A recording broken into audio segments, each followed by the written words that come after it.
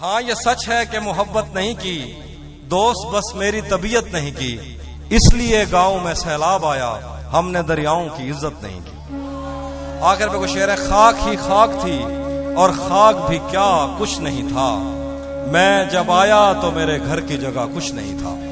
खाक ही खाक थी और खाक भी क्या कुछ नहीं था, मैं जब आया तो मेरे घर की जगह कुछ नहीं था। ये भी सच है कि मुझे उसने कभी कुछ ना कहा, ये भी सच है कि उस औरत से छुपा कुछ नहीं था। ये भी सच है कि मुझे उसने कभी कुछ ना कहा, ये भी सच है कि उस औरत से छुपा कुछ नहीं था, अब वो मेरे ही किसी दोस्त की मनकुआ है।